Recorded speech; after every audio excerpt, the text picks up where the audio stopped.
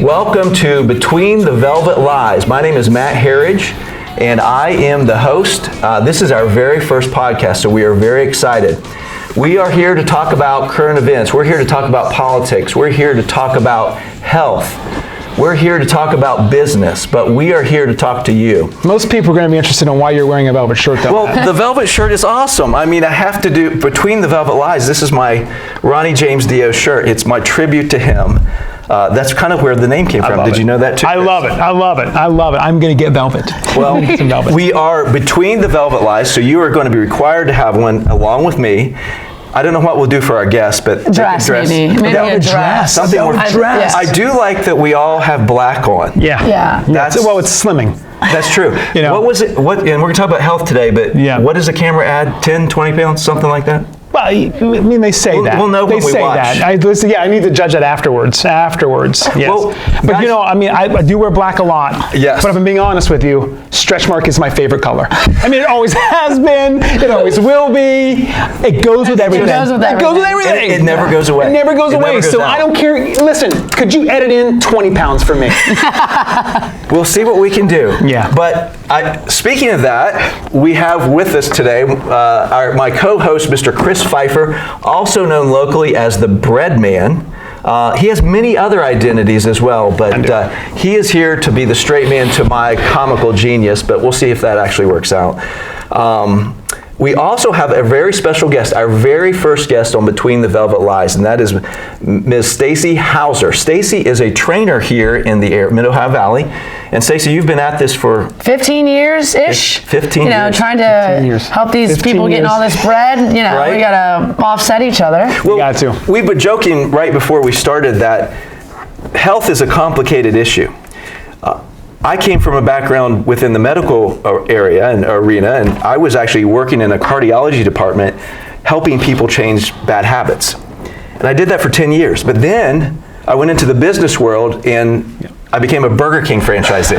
Yeah, way to exploit what you learned. I mean, Right. So- you talk about a violation of the Hippocratic Oath. I mean, For years you realize these lemmings, they can't help it. I used to. I'll make it your way. I used to be able. You mentioned the cardiologist goes your way. Well, the cardiologists are still mad at me, and I actually had one write me a pretty nasty letter one time. Yeah. But they're good people. But Yeah. I used to be able to say, you can eat healthy at any fast food restaurant. Sure. But unfortunately, that's actually changed now. They don't even have salads. I don't think they even have grilled sandwiches anymore, a lot of the restaurants. So Yeah, but you can go through and just get the patties. Like I know that like McDonald's and Burger King. And this is coming to kinda- Bread Man. It's kind of This like, is well, the it's Bread off. Man. no bread. We It's hold the bread. Well, that's not real bread. It's Do you know? Listen, little fact here. I might get the facts wrong, so go ahead and Google this. But the definition of bread was changed in like the 1950s, 1960s. It used to have it used to be flour, water, salt, yeast. That definition got changed after the mechanization of like Wonder Bread and that sort of thing. So it's like the same thing you get tricked into when you think you're buying ice cream, but you're buying a frozen dessert, Right. Because they're not allowed to call it ice how cream. they work there's it. something else in the food industry that does that too. Yeah. They can't really call it what it is. It's like a flavored beverage or it's funny how, speaking of that, So it's not bread. It's not bread. Those buns are not. It's not bread. So hold the fake bread. Hold the fake bread. but this is what I really want to talk about today with you, and that is we're at a current moment, with the recent election. Donald Trump is now president. We just found out that RFK has been named the Secretary of the Department of Health and Human Resources. Services. Yeah, crazy. And so this is big time. This is a gentleman who has pushed back against vaccines. This is a gentleman who's pushed back against the food industry and these things we're talking about.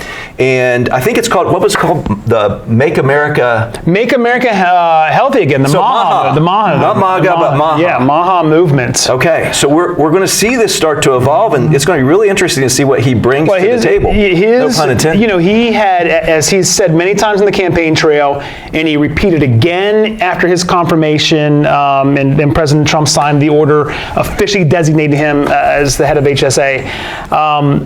He has been starting every day for the last 20 years, getting on his knees and praying for the opportunity to end the chronic disease epidemic in America.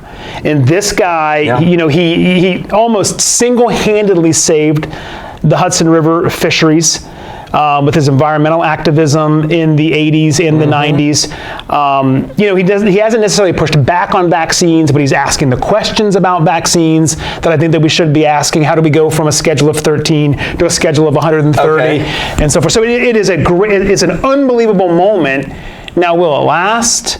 I look at his boss. Yeah. And I think here's a guy that probably works 16, 17 hours a day. I don't think he sleeps 3 or 4 hours and a night. survives almost exclusively on McDonald's. Right. Yeah. So I mean, I don't know, but it's going to be an interesting time. So it's going to be a great discussion. Yep, absolutely. And so thank you for being here. Absolutely. I really appreciate you being our very first guest. And actually, I actually get to train with Stacy sometimes, which has been awesome. Makes the And- velvet look better. Yeah, it does. So the velvet looks a little better. Yeah, I mean, it definitely does. It definitely does. I'm working on it. We'll get there. We'll get It's there. okay. It's But okay. You got the watch too, though, right? I do. Yeah, I'm tracking as long as everything. you have the watch. Yeah. Yeah, exactly. I've got the data. I got my little levels. The blood sugar. Yeah. Dr. Casey Means, the Good Health author and huge. Actually, it was her brother, Casey Means, Yes. who was a on- lobbyist in the food industry. That's right. Saw all the corruption there. He brokered the deal between Trump and RFK. Okay. Because he was advising both of them. So the Casey and Callie Means are huge. I mean, what they've done is huge. So yeah, monitoring everything. Yeah. Not doing anything right, not exercising, but that's okay. We're gonna It's solve okay. that. You're gonna solve Well, that. and we're actually going to let you talk in a moment here. That's gonna be hard. it's- That is gonna be hard. I'm telling you right now. It's like a no way. pickleball match no out way. here. That's now, right. back and forth. That's right. But Okay. let me just say one more thing, and then I promise I'll shut up for a minute. West Virginia is in the midst of a health crisis. We know that. We have, I think, the largest proportion of our population that is obese. We have a large proportion of our population who deals with chronic disease. I think it actually was the Mr. Means that I heard, or Dr. Means maybe, on a news station the other day that said things like 25% of women today are on an SSRI. We've got drugs, we've got obesity, we've got bad eating, we've got a lack of exercise. All this is happening today, and especially in our Mid-Ohio Valley, where you Right. live and work, and you created your company and your career. What is going on? Well, I don't even know where to begin, Okay. but we'll start. We'll try. Yeah. We'll try to dissect all of this. I think one reason I did start my program is West Virginia is 50. It was 50 out of 50 under health conscious states, and I said if I can make health work in the Mid-Ohio Valley, I can make it work anywhere. Okay. Did it work? Obviously, we're still 50th. Yeah. But I think educating people in a way that maybe RFK is trying to do, or you gotta get down, you gotta educate them maybe where they are. You gotta meet people where they are, not really where you want them to be. And that's where they're eating unhealthy foods. They like what's easy. They like going Right. to Burger King. Right. They like going health. Things that make them feel good. What did we talk about? Coffee cakes. Yes, we did. Makes you feel good. But isn't it also that bad calories are cheap calories? Yeah, and And that's so I think it's easy for people that have the means to eat right, that Right. have the time to work out. What do you do if you're a working mom and you're trying to raise kids and you're on a limited income? Because as most people are, Right. And I mean, there's socioeconomically. for sure. socioeconomically, there's a correlation, I think, between Yes. the health in states like West Virginia and Mississippi. So You have to try to teach them that even if they don't have a gym membership, that there's availability at their own will, meaning at their house. They can just do some high knees or some squats, if you know what those are. So giving them the opportunity to show them those exercises and try to throw them in to maybe they have a minute here, minute there. And maybe if there's time to watch a Netflix series, they have time to do some exercise. What do you think comes first? Is it do you try, because it's really hard, this is a really hard journey. Do you try to get hold of your eating? Oh, eating for Or sure. Okay. Or the Eating for exercise? sure. I Okay. hate to hear that, Dag. Yeah, eating for sure. You have to start there. If you are not feeding yourself healthy, if you're not trying to do that, then you're really trying to outwork a bad diet all the time, which is not going to happen. Yeah. So start with the diet. Well, personally, I can tell you, I like to exercise, a regular exercise, or run, and I've always said, maybe, I think probably incorrectly, that I can eat what I want because I do all this exercise. That's a huge myth. That it is a myth. Yeah, isn't that it? is a huge myth. But and I found out one time, I said, okay, I'm going to actually try to eat healthy for 2 full weeks, and I ate very clean salads, lean proteins. Daggone it, I felt better. That's what I really was going did to work. say. It also makes you feel better mentally. Yeah. And I was emotionally. performing better. It really is, I guess, diet is where it starts. I would definitely start with the diet if you have the choice between the two. So how have you, when you've worked with your clients, I'm sure that is the first message you give them. They're coming to you, they're first thinking, I'm going to come and work out, I'm going Right. to train, I'm going to exercise. But do you start with the communication about food immediately, or how does that evolve? My program, I think, is successful because I have to value people first and have to love them first. So I get to know them, see why they're doing what they're doing. So love them, value them, and then I can start preaching to them about their great. diet, and then start, because once you get a relationship with people, then they start believing what you say and they start listening to you. So start there. I think obviously you can't reach everybody, but being the light, that's one of my mottos. If I'm the light to you, then that person can be the light to somebody else. But some of the love thing has gotten us in trouble, hasn't it? So Yeah. because body positivity and you can Yeah. this fat shaming and all that kind of stuff it was all like in the name of love, Right. And it's set people back tremendously. It's made companies a fortune. We were talking off air that really the food industry should grow roughly at the rate of the population, right? There Right. should be, but what happened with the food industry is it's grown exponentially because we went from eating, 2,000, 2,500 calories a day to 4,000 calories a day. And man, a lot of benefits in that if you're selling hamburgers, Matt. But I'm not judging you. Or bread, Or giant croissants, loaves of bread, cinnamon rolls, or He's pointing He's Yeah. pointing at me, but Yeah. this man has his own issues he has to deal with. I'm the crack dealer. You're running the cartel. I think that's actually not a bad way to look at it. What we Think decided. also of restaurants, how sizes have changed. Biggie sizes. Yeah. Plates, the size of plates. Right. I did a fitness retreat in Turks and Caicos. I had meals planned out for the groups. Sounds like a vacation. Well, sort of. It's a mixture. Whatever you wanna call so, it. Whatever it's called. We had plates set for people. They had Yeah. the meals planned, and it was a piece of chicken, a serving size of rice, and they had one roll. People were starving afterwards. Yeah. They're like, "Where's the rest of the meal?" Yeah. We're on Well, in vacation. America, this is Turks. In America, that's just the appetizer. Yeah. So I think that's also that's been a huge effect of how we've done in the food industry about size. You said something though at the beginning that really I honestly hadn't even thought about, but you really I think are right on it. You have to show that you care, that you love for these people, Yeah. or the people you're working with, because until they can respect you, like you, it's going to be hard to connect Yeah. and get Absolutely. them to Yeah. be motivated. So- You guys talk about Yeah. look for something my wife sent me. Yeah. But I know when I was working in that cardiology area and as a clinical psychologist, I would go in to work with a patient who, let's say, needed to quit smoking. And I would use something called the health belief model to kind of help me decide, are they ready or can they make a change? And the first thing I would want to assess is, does this person understand that what they're doing is harmful, right? Right. And very often they wouldn't. Like some people back then, they would tell me, I don't believe smoking hurts me one bit. My grandpappy smoked till I was 200 years old. I smoked before I got here. Right. Yeah, there you go. People just don't. I was there. But they don't believe it. Yeah. But if you can convince them to believe it, then the second thing you have to do, though, is convince them that they're capable of making Right. a change. Right. A lot of people say, I've tried to quit. I know it's bad for me. I can't do it. I get so, I guess do it. I get concerned with these kind of approaches because it's almost like we're talking down to the masses. Well, and that's- you know what I mean? Like we're saying, well, if these stupid people Right. would just understand, when really they don't have a choice. We are targeting kids with cereal advertisements from the time they're little. With toys. The worst foods in the grocery store, check it out yourself, are at the lowest level in the grocery store so that kids can grab them. The healthy stuff is harder to get to. Yeah. So I just think that it's unrealistic to say I'm going to educate them out of it when there's so many things aligned against that. But- should we have a discussion Right. about ending the advertising of food to children?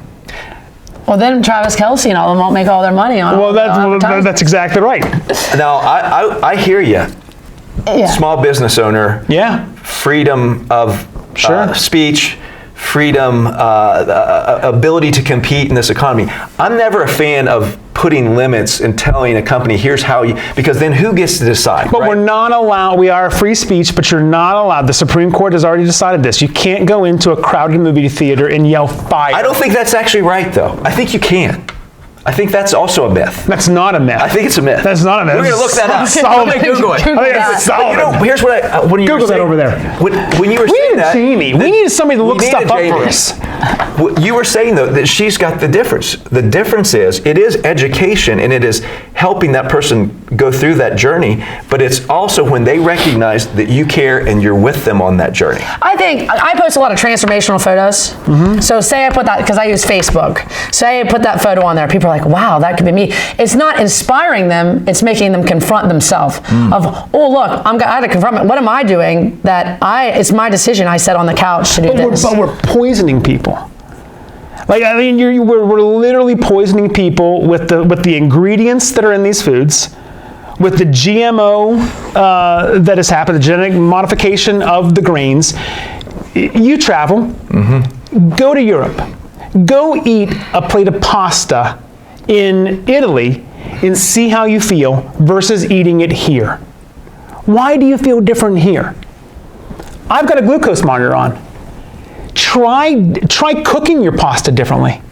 See what happens to your blood sugar with something that's been overcooked versus something that's been cooked al dente.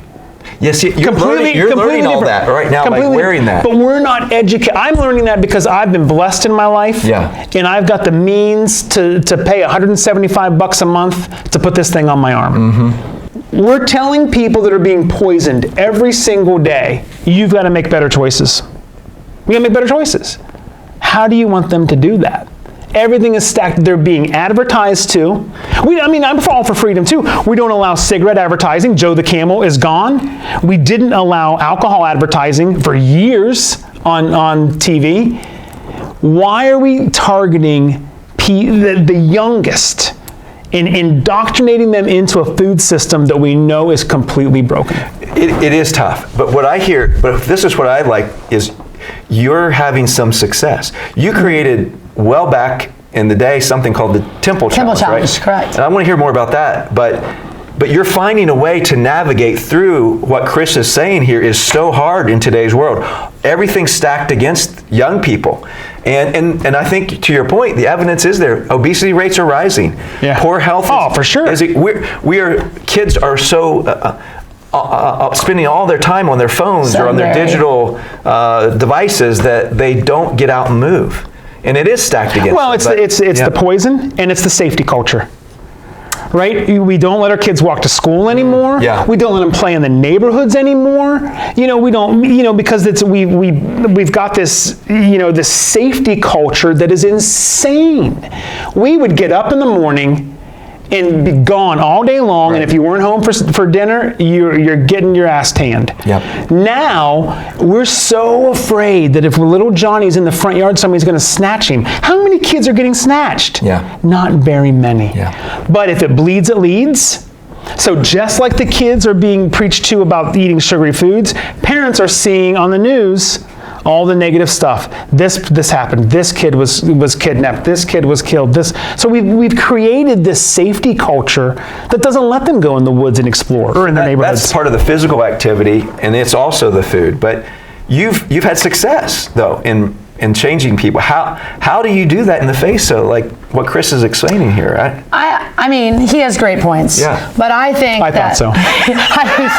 they are great points. Because the kids aren't the ones buying the food. Yes. So you have to get the parent. It starts with their, or whoever is the home, whoever brings the Right. money, whoever goes to the grocery store. You have to go to them and try to get them not to buy certain foods. But like you said, it's poison in a lot of things. Yeah. So, and SES, socioeconomic status. So trying to get them. But with me, I mean, like I said, I start there. That's my first step. You connect. I connect with the person. And then from there, you know, Joey comes, and then here comes his wife Paula, and here comes the kids, and they all start coming. So that's getting them moving. And then it's funny, I walk into a restaurant and you say you're there, and I won't even ask you what you're eating. You'll be, I don't know how this bread got here. Right. So they start questioning that. I wish inside their home, when they go together, they can motivate each other. That's the ultimate Sure. goal. I can't knock the spoon out of your hand. I can't follow you around all day. I wish I could, or put better foods on the table that aren't so poisonous. But just, again, I know educating, he said not, but just teaching them different ways that I may go about life. I know we're different in our steps we take each day, but educating them, loving them, and then hopefully they make better decisions. But again, that's hopefully. But that's that empowerment. I hear you saying that. Yeah. That's a cliche term, but that person has to get there, and that's where I was going with that description. Once that person can be, I can actually make a difference. They have that internal locus of control instead of this external locus, like the doctor, the world, my boss. That's who is in charge of my Right. health. Yeah. Once they make that connection, but they still have to have the third one. I always found out, even if they know what they're doing is unhealthy, and even if they know that they're capable of changing, they still have to have what I'll call the kick in the butt, the motivating event to begin. And they that's just have me. to start, and that's you. Yeah. But man, I feel like I'm pushing back. I'm usually much No, more it's positive than this. But this epidemic is recent. We're talking about something that's happened in the last cultural 40 shift. years. Yeah. You know, there was no gym in the 1940s. You know, think about what we're saying about, you know, making better choices and all that. None of that stuff was even in the zeitgeist. We lived healthier. Right? Something has conspired against us. And maybe it's just that we've, you know, with affluence comes getting softer and you know, Ease of entertainment. Yeah, ease of entertainment and all of that. But something has fundamentally changed in our food delivery system, in our medical delivery system. Right? And my doctor, when I was growing up in small town America in Jeanetton, Ohio, his office was in the back of his house. He knew you. He knew your life. Try to go to a doctor now and spend more than 3 minutes with them. Yeah. You know, because it's push. Try to get a preventative test done. Heck no, we can't have that done because, you know, the whole system, I think, this is why I think RFK it has the potential to be so transformational. And I'm not taking away at all what you're doing. Oh, yeah. I think that you're on the bleeding edge of this thing, for sure. But there are Stacey Housers in communities all across America, and we're still losing ground. Because while they're bailing the water out of the boat, holes are being shot into that boat by big ag, by big pharma, by broken systems. I think we have to fundamentally turn that table upside down. That's the temple challenge I want to see. When Jesus walked into the temple and said, no more. Yep. No more. I'm turning these tables upside down. We're not going to do this anymore. I think it's a combination. I really like what you're saying, because especially about RFK being transformational, because I do think it's fascinating that this is really not, we're political, this is not a Republican-Democrat issue. And the fact that you even look at RFK, who came from a very strong Democratic background, and is now part of a Republican administration, Yep. it's not one or the other. And in fact, one of the things if you ever saw, I don't know if you got to see when he came out and said, I'm now nominating, or I'm going to endorse Donald Trump. He talked about three things, the reasons why. I think he said endless wars was Yep. one of them. That was one of the big ones. He said free speech, because he was concerned about like things like you're saying. People are saying you're not allowed to say that. I'm not going to let you say that. But then he said the other one, which I thought was interesting. He said the war on children. Yeah. And that's kind of what you're speaking to. He sees what's happening to this next generation. And so I agree. I think he could truly be transformational. But Well, and I think that it's like, how do you change it? 325 million people, or whatever we have in America. It's so daunting. How do you do it in a state, like West Virginia, where you're like 1.6, 1.7 million people, I think, roughly.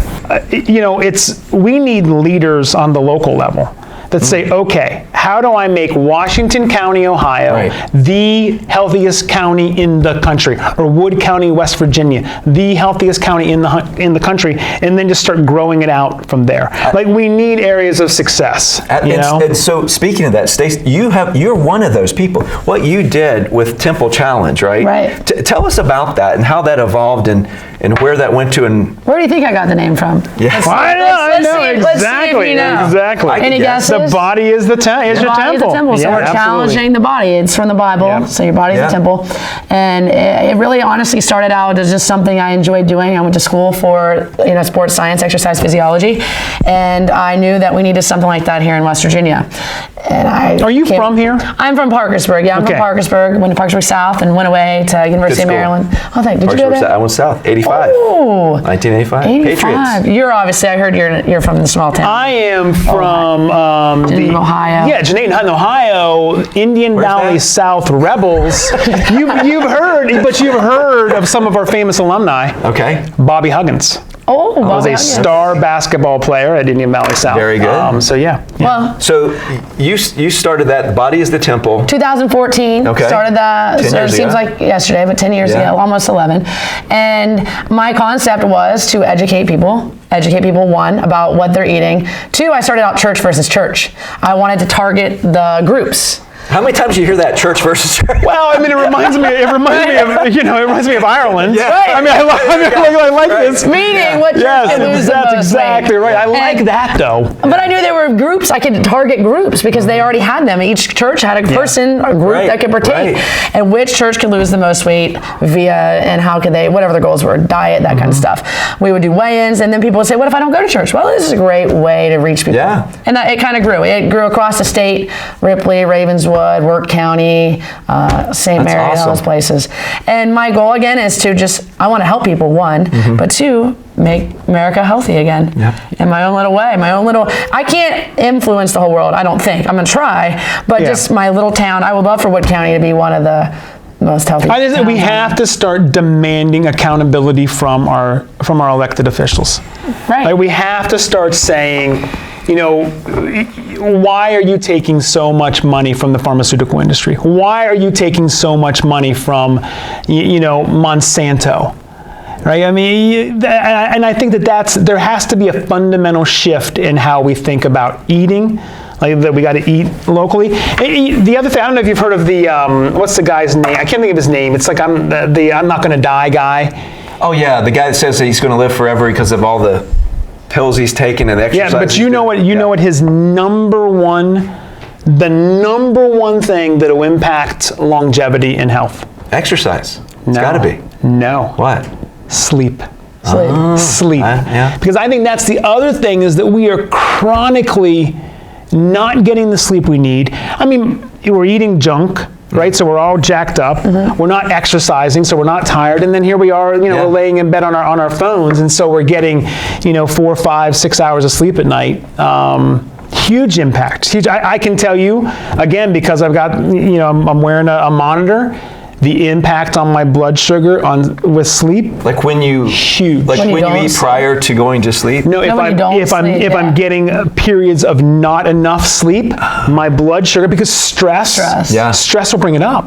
Okay. Stress will bring it up. In that, not getting sleep brings out that stress. So Well, you know what's interesting is it's an overall unhealthy life. So what's really cool about Stacey, when she comes in to train with you, she's always asking questions while you're working out. Yeah. You're out of breath and you're like trying to answer, and she's like, Yeah. she got another question for you. But she's wanting to know, how are you doing? And you're asking stress questions. I do. You want to find out what their week's looking I like. usually ask, how'd you sleep? Yeah.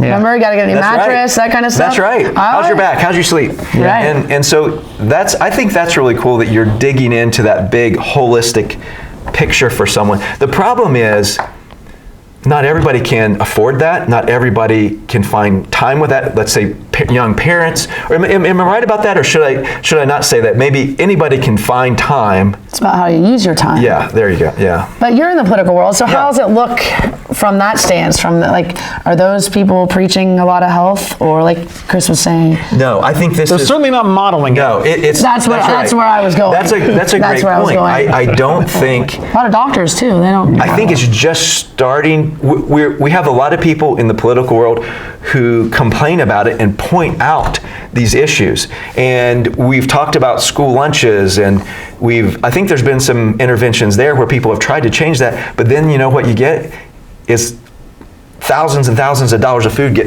trashed because the kids aren't eating Right. it. Yeah. The kids just don't want it.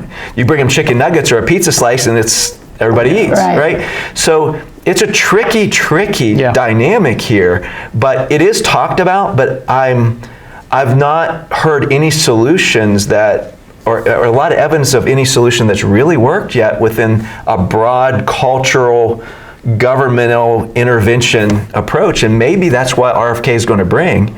But you're even talking, I think, really big, which is institutional. Maybe you can't even take money. I think from you should certain groups. not be advertising sugary cereals and poisonous food dyes to children. You shouldn't. We don't advertise Joe the Camel. We don't, we find that reprehensible that we would encourage children to smoke, but we encourage them to eat a box of Lucky Charms or Captain Crunch. I think that's the problem. We encourage them to drink juice. Right? Juice is healthy for you. Apple juice is healthy for you. I mean, of course it's not healthy for you. Sugar.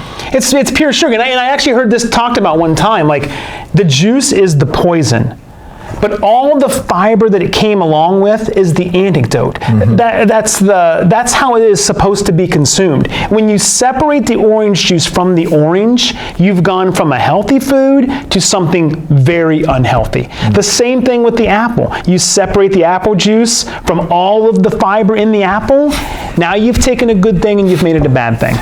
Let me take this somewhere else, and I think you're probably going to have more insight than either of us, because you're talking about these additives, and I'm going to put this in the category of drugs. We talked about tobacco and things like that. What are you seeing in your clients how many of them are actually using these all kinds of supplements, taking some kind of testosterone boosting things, or Ozempic?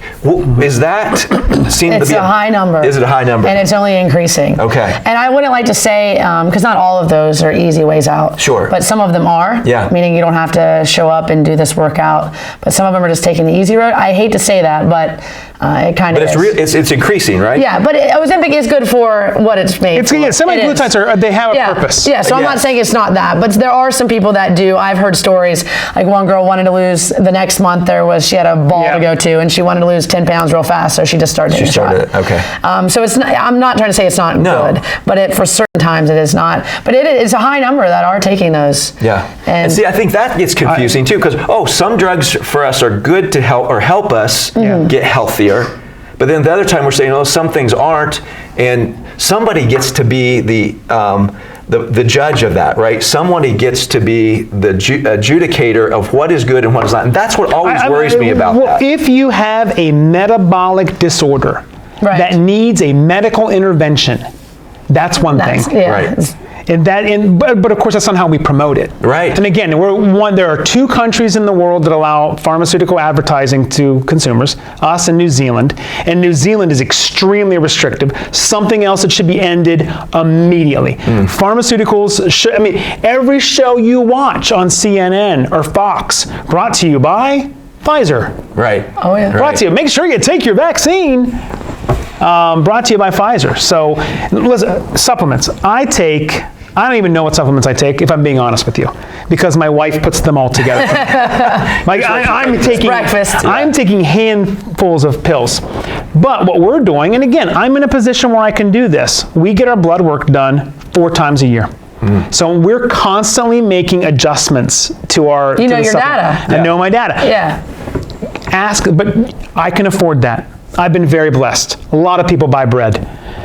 but yeah, right. I'm selling. I'm living off. Yeah, thank I you. love it, yeah. Have more calories. It's good for you. It's good for you. Pair it with a nice cheese. Sourdoughs. He does make good sourdough. I can afford it, but go to my doctor, who I love. Every time I go in there to see him, he tells me how ridiculous it is that I'm doing this and that I'm the one responsible for driving up the cost of medicine. This is why healthcare is so expensive. You don't need to have all this data. Why are they testing this? Why are they testing that? Literally lectures me every time I'm there. Because he's just been taught in a different system. We should be encouraging people to do that. And we should be supplementing that rather than supplementing all of the calories, right? Because make no mistake about it, our federal government, you and me, subsidize all of these bad foods that we've been talking about through the Farm Bill. And what do we love to do? We put up this cute little picture of like Little House on the Prairie and that's who we're supporting. That's not who we're supporting. We're supporting gigantic corporations that are getting unbelievable amounts of subsidies to kill the soil and to make foods in overabundance for us not to consume. So this is just what, and I'm a free speech guy. I believe in free speech, but I don't believe in fraud. I don't believe in bait and switch.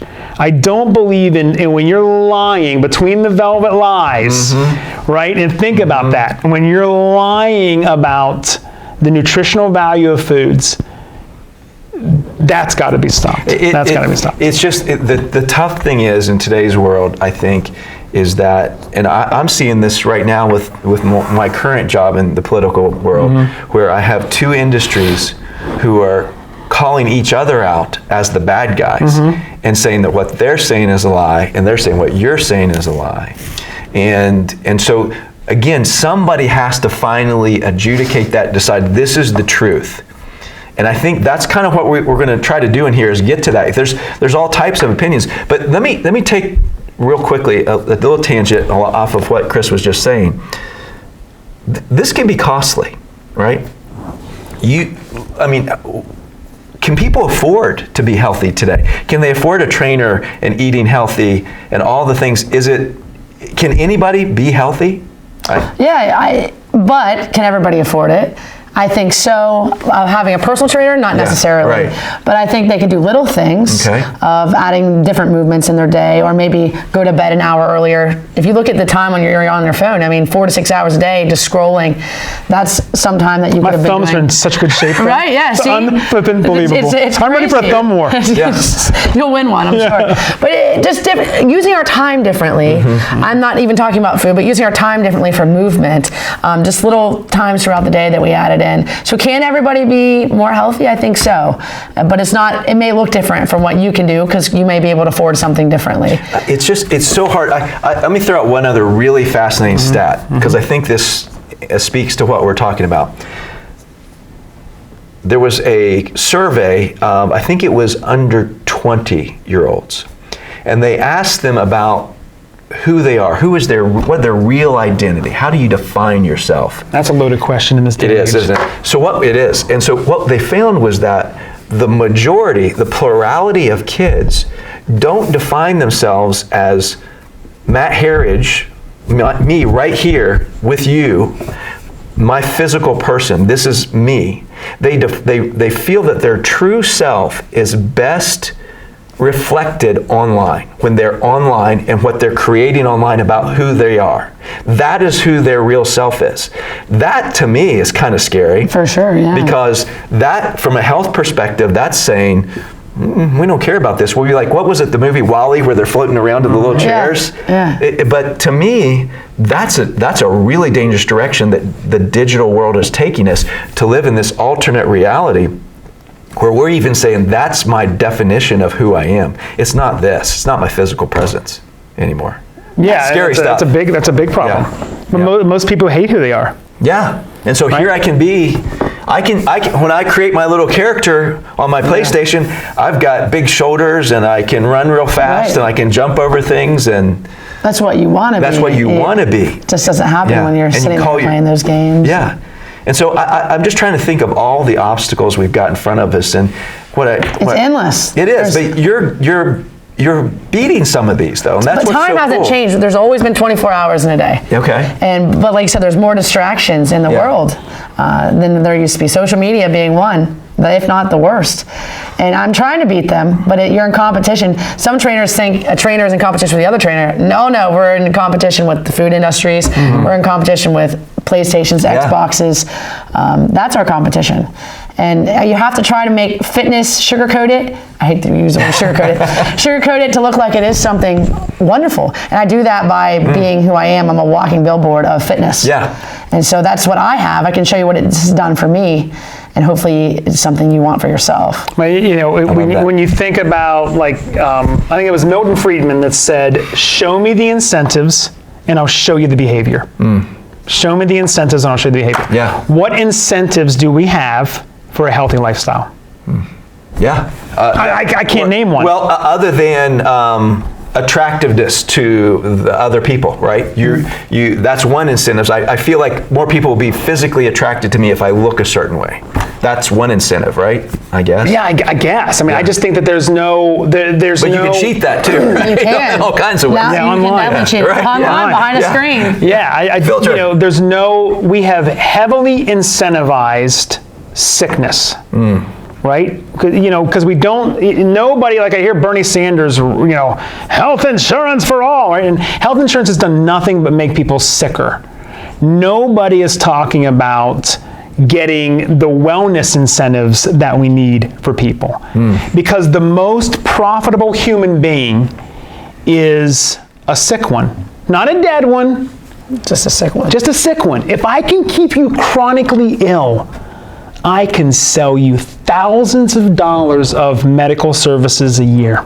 Yeah. Pharmaceuticals, procedures, and if I can keep you just a little bit overweight, I'll get to replace that joint. I'll get to replace that knee. That's why I preach All too. the incentives are on the other side. Whatever you think's young, 20, 30s, young. Yeah. You're chasing your wealth, you're chasing your wealth. Right. Later, you're going to spend that wealth on your health anyways. So I try to teach people to chase their health at a younger age. But like you said, incentives, people love those. I know some businesses try to give you incentives. You get so much money off your insurance, that kind of stuff.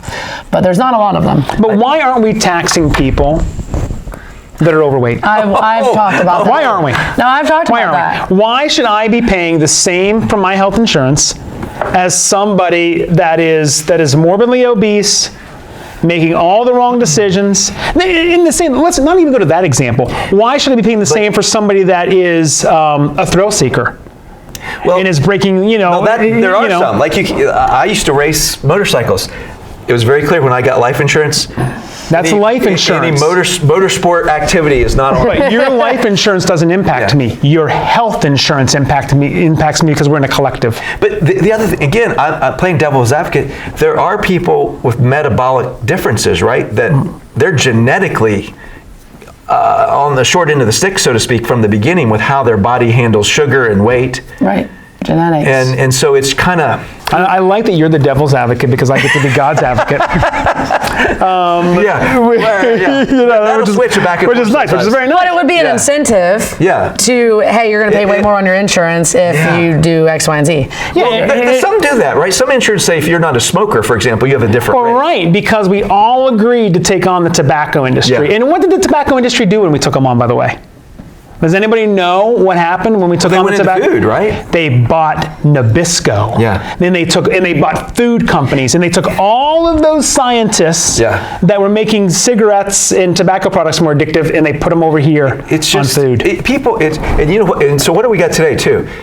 How wonderful cannabis is, or marijuana, and how it's just so good for you, and it chills you and takes care of pain. I guarantee you, in 10 or 15 years, there's going to be another huge lawsuit. We all knew it was killing Vapes. people, Oh, right? yeah. Vapes Oh, and yeah. what it's done to people. It's just this pattern that we continue to see in human But nature. I'm Yeah. far more in favor of marijuana than I would be in favor of pharmaceuticals. But right? still, it's another drug, right? Well, yes and no. Okay. What makes it a drug? What makes something a It's impact drug? on your health, right? Or your Okay, so then water's a drug because you drink 4 gallons of water in a day, you'll die. That's a good point. Yeah. I mean, what's a drug? Yeah. A drug is what do you the define it? government Yeah. wants to control. And that's why we put everything on this big drug schedule. We know the positive impact of ketamine on soldiers that have come back with traumatic stress syndrome. But too much of it. Ketamine to cure you of drug use and alcohol. Can you get ketamine treatments in America? Nope, you got to go to Mexico. We know the benefits of psilocybin. We know the benefits of mushrooms. For those of you that don't know what's happening when you're taking your mushroom, it's psilocybin. We know that those have positive health benefits. But where's the profit in that? Where's my ability to control that? Well, but I was just thinking as you're saying it, the cigarette industry, the tobacco industry, you know what? This is a stimulant. You feel better. Your mood's better. Your energy's better. You get more accomplished. Sure. Right? So I always think it's fascinating when I look back about famous authors and writers and creative people. They smoke. Yeah. I smoke a pipe. Right. I mean, I smoke a pipe. Because it helps that stimulant does something to affect. So it is. When I love those Alps too. I love those little nicotine pouches. Nicotine pouches, yeah. Nicotine's good for you. You know, too much of it is bad for you. Too much of a lot there you of go. things. The delivery method may not be right? Maybe inhaling other carcinogenic substances along with the nicotine, or inhaling glycol, which is what's happening in your vape. Like, where does the vape come from? It's glycol. It's the same thing if you go to a concert and you see fog machines, right? That's what's coming in your. I don't know why my watch keeps beeping. It's my little. It's telling you your stress level. Oh my gosh! Look, you started a workout. I'm starting a workout. Oh, look at that! Walking. It's like watching his heart rate's going. This guy's got to be working out. So, but this is a good segue. Yeah. Can people get over exercise or overdo it? Can they get addicted? Overtrained, Overtrained. That can happen. I've been there. Okay. Yeah, I've been there. What's that like? It's an addiction. Yeah, it's an addiction, isn't it? It's also not good for you either. Yeah. It's what you think about. You can't live a life because all you think about is want to work out. You work out for long periods of time, meaning more than an hour. It's a real thing. Undertraining, overtraining, and not training at all they're all real things. It's just fascinating to me how all these things we're talking about, it's that classic virtue of moderation that's so important for our lives. We've got to find where that is, and it's like as humans we're always struggling, either too little, too much. They suggest like 150 moderate exercise minutes a week. That's what the CDC would suggest. So that's moderate, meaning you walk, you may do some high knees here and there. That's moderate. 150 minutes, that's what they suggest. Okay. Definitely, I'm definitely over that. But then you have people way under that at zero.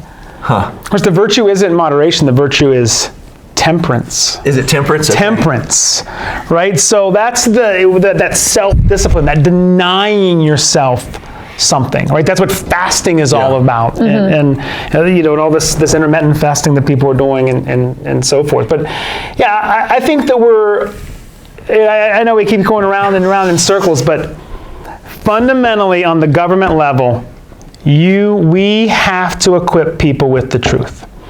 And yes, I believe in. I don't believe in. I would take every drug off of the schedule. I would legalize every single drug, because if you want to choose to do that, you should have the right to do that. But we should. But you can't market them. But you should be educating people. You can't market it. You can't market it. Okay. You should be educating people about it. Yeah. Should be educating people about it.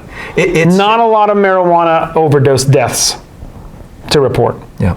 But a hell of a lot from our good friends, the Sackler family, with OxyContin. Well, what we're talking about here is we all want the truth. And what I like about what we're trying to do with this little podcast video thing that we're trying out here is that's really this is how you get there.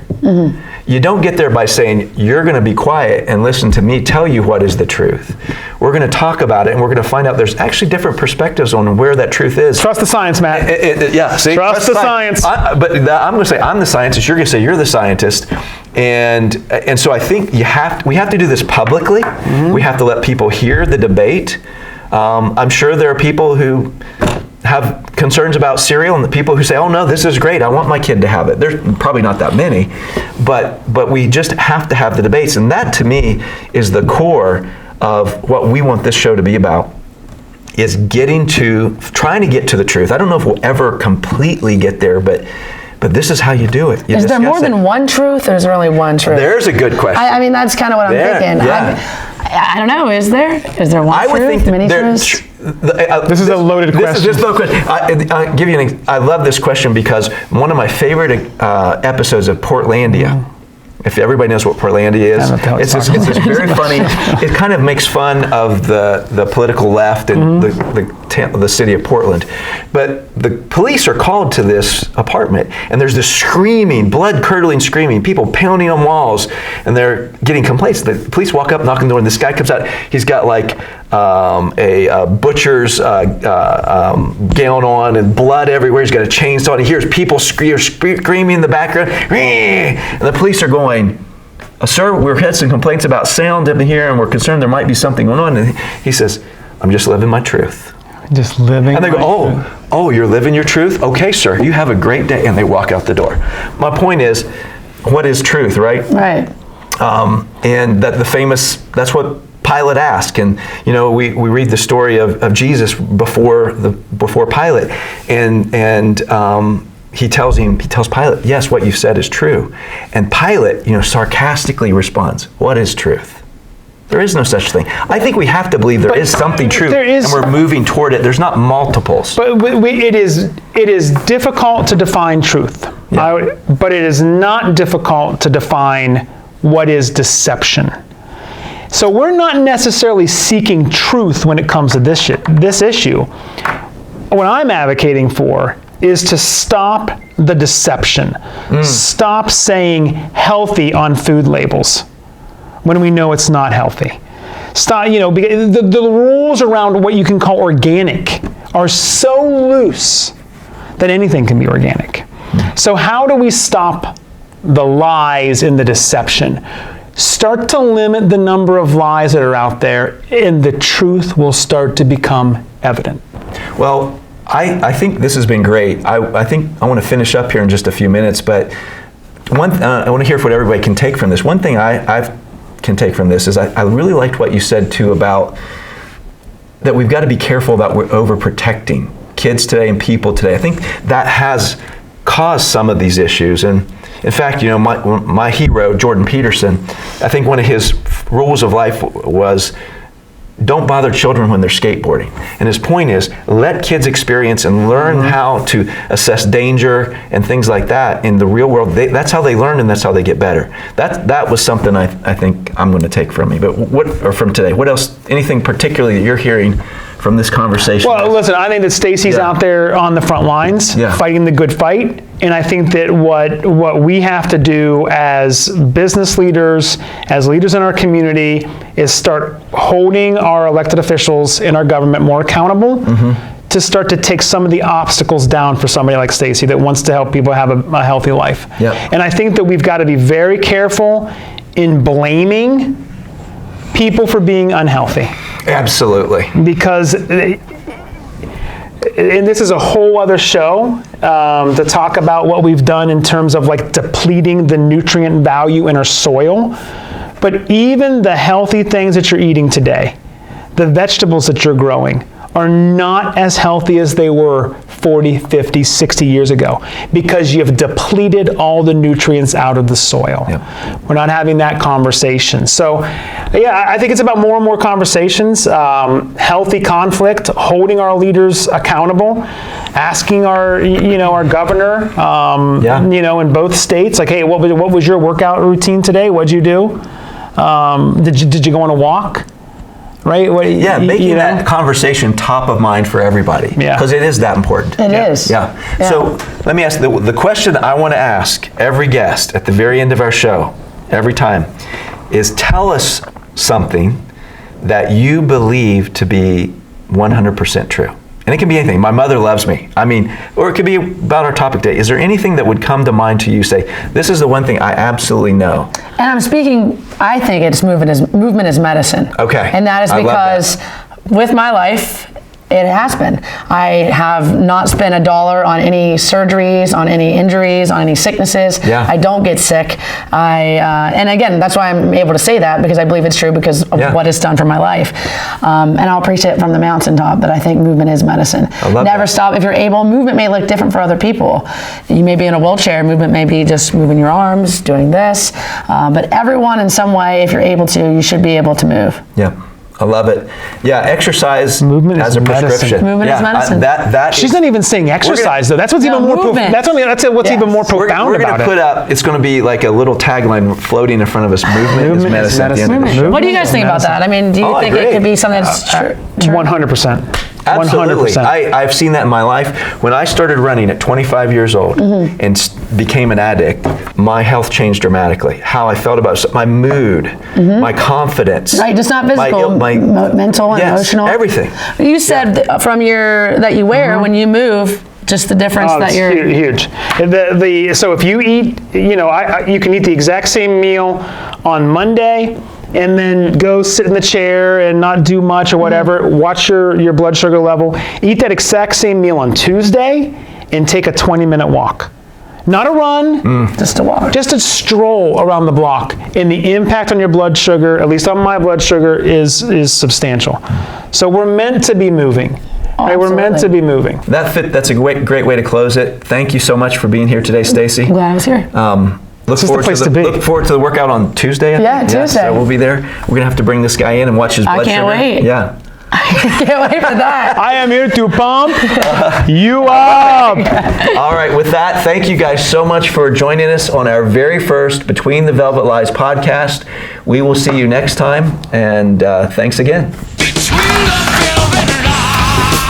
So sometimes this happens. So all the little beeping is going on is because my blood sugar is critical. Did you just eat? Well, sometimes I don't trust that. See, it makes you worry about stress stuff. I Like know. your body's, your blood pressure is going up. Yeah, I think it's because it's not connecting. So that's why it was beeping. Yeah. Oh yeah, your signal is lost. That's why.